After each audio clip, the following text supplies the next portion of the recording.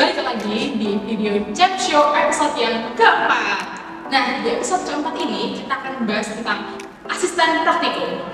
Teman-teman pasti kepo, gimana sih kehidupan seorang asisten praktikum? Nah, buat video lengkapnya, jangan lupa saksikan video berikut. Check it out! Oke, sebelumnya kenalin, aku Febrian Talusen dari Kimia Angkatan 2020. Sekarang mengasprak untuk dua angkatan 2021 dengan judul P4 degradasi fotokatalisis zat warna dengan fotokatalis oksida logam. Kemudian untuk angkatan 2023 mengampu untuk judul A1 dengan judul kinetika reaksi ion permanganat dengan asam oksalat dan reaksi saponifikasi dan pengujian sabun deterjen. Hai teman-teman, kenalin sebelumnya nama aku Sultan Zaki, biasa dipanggil Sultan. Di sini aku biasa mengampu praktikum kimia organik fisik, khususnya di praktikum kimia organik dengan judul sintesis imina. Sebelumnya teman-teman yang belum kenal aku, kenalin dulu ya, nama aku Sultan. Nanti teman-teman bisa dapetin praktikum ini di semester 3 ya teman-teman. Semuanya, kenalin aku Nastia, aku dari Kimia Angkatan 2020, sekarang semester 7. Dan di semester ini aku jadi asisten praktikum untuk praktikum dunia dasar program studi kimia. Dan aku pegang dua judul, yaitu yang pertama kontrol keasaman larutan penyangga, kemudian yang kedua yaitu identifikasi senyawa alkohol dan ester. Oke, hal apa yang mendorong di asprak? Mungkin karena aku pengen nambah pengalaman aja kali ya, karena kan skill di laboratorium juga cukup penting untuk perusahaan kimia. Di dalam bayanganku itu kalau misalnya aku jadi asprak, aku juga bisa ningkatin skill dan juga melatih time management dan juga beratnya mengarahkan teman-teman yang baru masuk juga untuk mengenal apa itu kegiatan praktikum serta laporan-laporan. Untuk hal yang mendorong menjadi asprak sendiri nggak ada, kayak aku ngide aja kayak bagus deh jadi asprak, apalagi semua lab tak daftarin kan waktu itu, kayak seru aja gak sih kalau misalkan kita daftar gitu kan belum tentu ya kita daftar diterima. Ya hal lucunya adalah kenapa semuanya diterima. Nah itu hal paling surprise-nya di aku itu sih, kayak semuanya diterima. Tapi itulah untuk motivasiku, yaitu daftarin aja semuanya. Selagi bisa daftarin aja. Untuk kelebihannya sendiri kita mulai dari yang pertama, tentunya kita dapat pengalaman yang lumayan ya. Tentunya kita bisa mengoperasikan beberapa alat sendiri, misalkan spektrofotometer UV kita bisa mengoperasikan sendiri dan kita jauh lebih tahu daripada teman-teman yang lainnya gitu, karena kita mengampu judul itu. Kemudian selain itu kita juga mendapatkan surat pendamping ijazah, di mana itu tentunya menjadi hal positif ketika kita interview kerja di bidang entah itu QC, entah itu R&D, itu tentunya bakal menambah poin plus, karena tanpa adanya surat pendamping atau adanya sertifikat, tentunya pengalaman yang kita ceritain waktu kita interview itu tentunya akan dianggap kurang valid karena tidak ada bukti. Kemudian selain itu kelebihan yang lainnya adalah tentunya kita mendapatkan gaji, ya walaupun gajinya ya segitu, tapi oke lah, kita yang penting mendapatkan gaji. Kemudian untuk kekurangannya sendiri ada sedikit kok, cuman yaitu yang pertama kita harus meluangkan sedikit waktu kita untuk dapat mengoreksi 350 lapor tadi. Kemudian kita juga harus stay 24/7 untuk menjawab pertanyaan dari para praktikan yang sangat intuitif banget ya. Kayak kita udah jelasin di kelas tapi itu masih ditanya lagi, itu kan sangat bagus banget kan pertanyaannya. Kemudian selain itu kita juga dituntut untuk selalu have fun ketika kita asprak gitu kan, kalau enggak soalnya nanti dijulitin dua angkatan sekaligus, dan tentunya itu kita bener-bener harus bagus banget gitu kan. Nah untuk kelebihan dan kekurangan selama menjadi asprak sendiri atau asisten praktikum, kelebihan yang pertama adalah relasi. Kalian akan mendapatkan relasi namanya dari segi laboran. Kalau dari segi asisten praktikum, nah untuk asisten praktikum sendiri ini nggak cuma dari mahasiswa sarjana loh teman-teman, ada mahasiswa dari pasca sarjana juga, lalu ada praktikan juga yang namanya. Aku banyak mendapatkan teman-teman baru dari praktikan, apalagi aku selaku kimia organik fisik mengampu banyak teman-teman dari angkatan kimia 22. Dari situ aku menambah banyak teman. Yang namanya kelebihan juga pasti ada kekurangan. Yang kekurangan dari banyak teman-teman itu adalah kadang tuh kalau lagi di luar, lagi nggak di laboratorium, dipanggil mas, kadang tuh juga lupa namanya, mau manggil ini. Oh jadi ya udah maaf ya kalau misal lagi di luar aku tuh lupa nama teman-teman aku minta maaf ya. Oke, kalau kelebihan mungkin kelebihannya adalah yang pertama adalah pengalaman ya tentunya, karena kan tidak semua orang bisa jadi asisten praktikum. Kemudian habis itu juga dapat ini, kalian tuh bakal dapat SKPI yang akan mendampingi ijazah kalian nanti setelah kalian lulus. Terus juga nanti kalian bisa dapat SKS kalau misalnya kalian ada yang minat convert asisten ini jadi SKS, dan dapat uang gitu. Terus untuk kekurangannya kali ya, kekurangannya mungkin ini, jadi kalian tuh waktunya mungkin akan sedikit berkurang karena biasanya kan semester 7 ini kan lagi banyak-banyaknya, lagi sibuk-sibuknya tuh kayak penelitian. Nah mungkin kalau misalnya kalian juga nyambi gitu ya di Asprak, kalian bakal sedikit kekurangan waktu untuk kegiatan penelitian kalian. Oke, kalau pengalaman lucu, mungkin ini kali ya, waktu itu pernah nih ada praktikan yang mungkin belum tahu. Kalian tahu nggak sih tempat shower yang kalau misal itu ya kayak shower di lab itu, nah mungkin dia tuh nggak tahu itu ada bisa keluar air di atasnya. Nah dia tuh waktu itu sempet mau cuci tangan di situ, nah tapi nggak jadi, dan bayangin aja kalau jadi ntar dia basah karena kena air dari showernya. Jadi itu aja sih yang paling lucu sejauh ini. Cuma mungkin aja nih pengalaman temenku, dia tuh ngoreksi laprak kan, ngoreksi lapraknya maba. Mungkin karena mabanya itu lagi nyambi sambil kegiatan lain, di selaprak itu agak lucu. Jadi itu nulis polyvinyl alkohol, polyvinyl atau polimer apa gitu. Dia tuh ditulisnya polyvinyl mengikuti kegiatan rapat Presma. Di lapraknya tuh kayak gitu, dan mungkin tuh kayaknya karena dia saking pusingnya kali ya bagi antara waktu buat laprak sama sambil kerjain kegiatan organisasi, jadi kecampur-campur antara dua hal itu. Untuk pengalaman lucu sendiri itu lebih terasa ketika kita memegang untuk angkatan baru atau angkatan 2023, terutama ketika dari mereka itu sekolahnya itu benar-benar nggak ada praktikum sama sekali. Tentunya kita harus benar-benar ekstra untuk ngelatih mereka dari nol hingga mereka bisa untuk mengoperasikan itu gitu loh. Nah, contohnya aja ketika kita mencoba menggunakan beberapa alat, misalkan aja kita pengen menggunakan buret gitu kan. Nah, itu ketika kita mencoba memperagakan, kita kan udah memperagakan tuh sebelum mereka mencoba sendiri. Nah, waktu mereka mencoba kan kita udah aware kayak misalkan ada beberapa hal yang jangan dilakukan gitu loh. Nah, ketika kita barusan bilang, ternyata orang itu langsung melakukan hal yang tidak kita sarankan gitu loh. Misalkan seperti yang teman-teman tahu, mungkin teman-teman punya gambaran buret itu seperti apa, kayak dia tinggi gitu kan. Nah, kan untuk menambahkan larutan ke dalam buret kita harus menggunakan yang namanya glass beaker untuk menambahkan larutannya.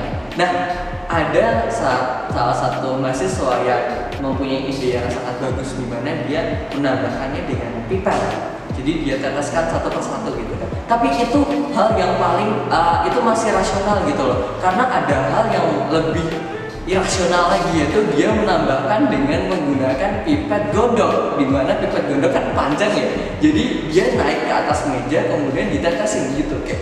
Itu sangat mencengangkan banget gak sih, kayak lucu banget ya menurut kalian gitu. Kemudian hal-hal lucu lainnya adalah ketika kita udah ya itu tadi kita udah bilang kayak nanti teman-teman larutannya jangan langsung dipipet ya, tapi mereka ketika kita udah berhenti ngomong mereka langsung bilang kayak, kak ini gimana ya kok nggak bisa gitu kan. Ternyata mereka yaudah itu larutan hidup dipipet sama mereka gitu kan. Kemudian ada lagi di mana kan itu salah satu judul itu terkait tentang titrasi perubahan warna gitu kan.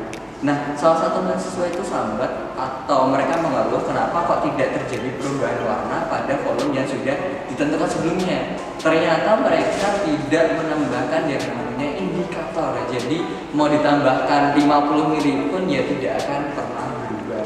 Kemudian hal-hal lucu lainnya tentunya masih banyak lagi, tapi itu hal-hal lucu yang paling bisa diterima akal sehat karena masih banyak banget hal-hal lucu yang tidak bisa diterima oleh akal sehat. Misalkan apalagi ya, seperti misalkan kita kan udah jelasin format praktikum set gitu kan. Nah, tiba-tiba mereka ngide untuk ngebikin format praktikum sendiri. Ya itu kan sangat lucu sekali ya. Kayak kita udah effort banget untuk membuat gitu. Bisa-bisanya mereka kayak mungkin mereka berpikir bahwa oh formatnya mungkin kurang lengkap, kayak dasar teori masa cuma 2-3 halaman, enggak dong 6 halaman, kurang bagus apa coba. Nah kayak gitu untuk pengalaman lucu. Dan lebih lucunya lagi ketika udah ngebikin 6 halaman, hal yang lucunya adalah setelah lebih dari 3 halaman, kan maksimal 3 halaman untuk format dari aku sendiri. Nah halaman 4, 5, dan 6 akhirnya aku ide untuk memberikan suatu garis yang penuh cinta ya, yaitu tanda silang diagonal di antara kertasnya. Gitu. Untuk hal yang paling membuat seorang asisten praktikum itu kesal kalau untuk diriku sendiri itu lebih ke hal-hal yang udah pernah dijelasin sebelumnya di kelas, tapi hal-hal itulah yang mereka tanyakan kembali waktu sesi tanya jawab. Misalkan kita udah jelasin panjang kali lebar kali tinggi bagi 2 gitu kan, kita udah jelasin 1 jam gitu kan, tapi ketika udah selesai kita tanya ada pertanyaan nggak ada, ya udah kita anggap oh oke lah ini semuanya paham gitu kan. Ternyata habis itu setelah kita pulang ke rumah menuju waktu untuk istirahat, kita dicat untuk pertanyaan yang sama kayak ya ampun apakah kamu tidak mendengarkan gitu kan. Tentunya mereka mendengarkan tapi untuk ngevalidasi, jadi mereka kayaknya butuh ngevalidasi diri mereka sendiri, yaitu krisis identitas atau apapun namanya itu. Tapi oke lah, kita motivasi kita sebagai asprak adalah tetap menjawab pertanyaan dari praktikan meskipun pertanyaannya itu aneh-aneh gitu kan. Jadi oke lah kita jawabin semuanya. Kemudian hal yang menyebalkan setelahnya adalah ketika mereka udah dikasih tenggat waktu yang cukup lama ya, terutama untuk angkatan 2021 itu kan 2 minggu kebetulan banget 2 minggu, dimana waktu tahun kemarin aja itu cuma 1 minggu pengerjaannya 1 minggu 7 hari doang gitu kan. Sekarang 14 hari dan itu masih banyak banget yang ngeluh kak ini gimana, ya dikerjain lah pakai tanya gimana gitu kan.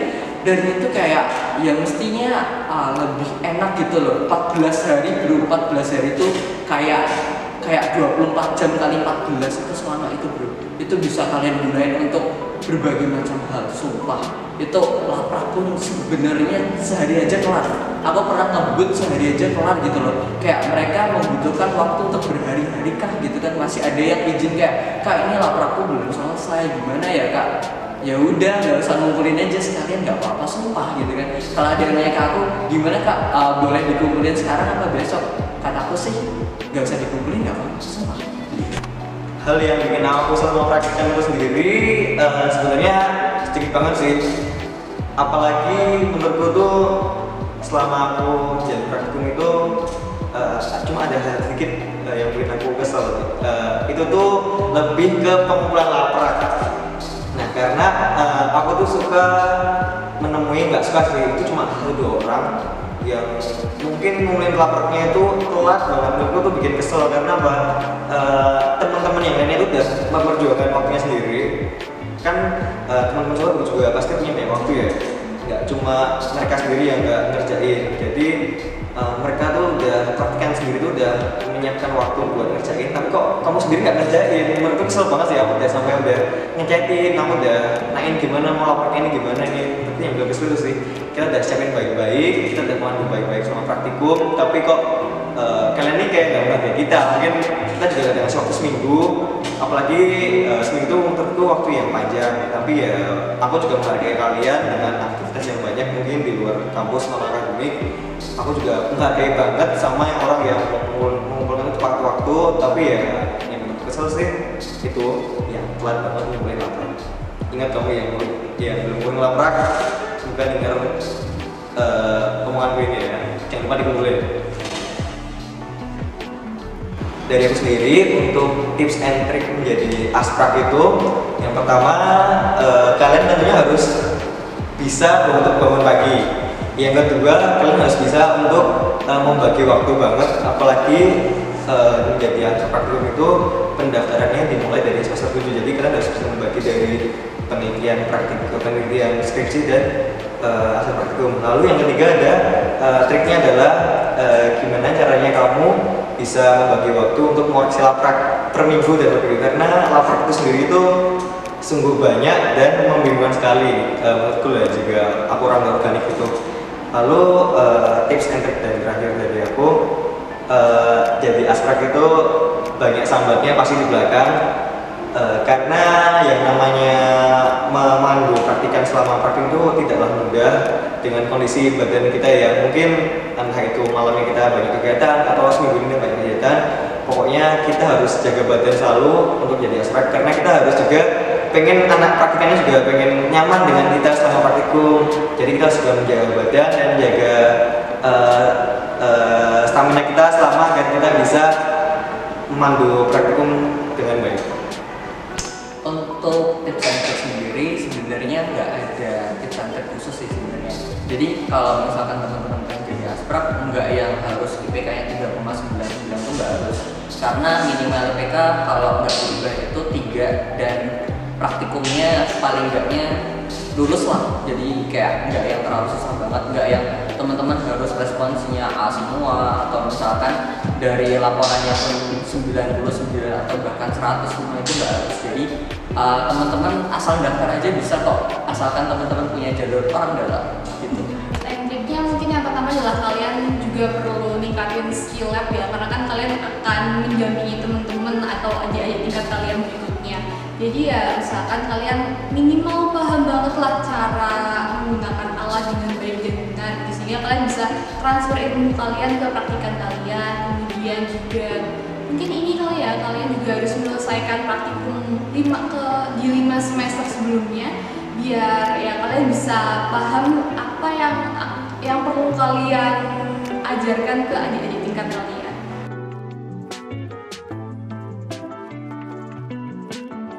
Oke, time managementnya mungkin kalau dari aku sendiri ya, aku tuh biasanya kalau misal di hari-hari yang aku nggak ngeasrakin gitu, aku itu fokus buat kerjain penelitianku.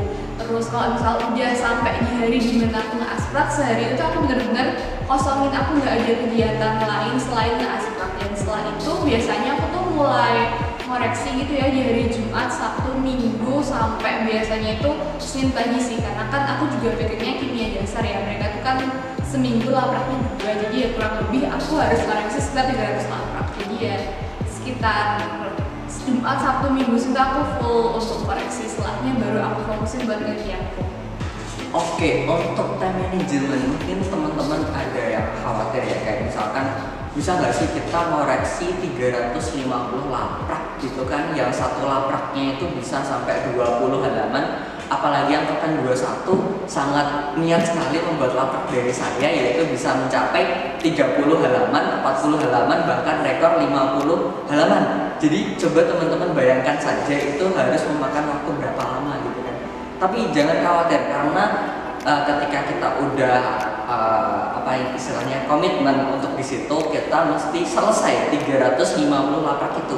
Caranya adalah dengan cara ketika kita di 1 minggu ini jadi kalau aku per minggu itu kan bebannya sekitar 54 laprak per minggu kurang lebihnya.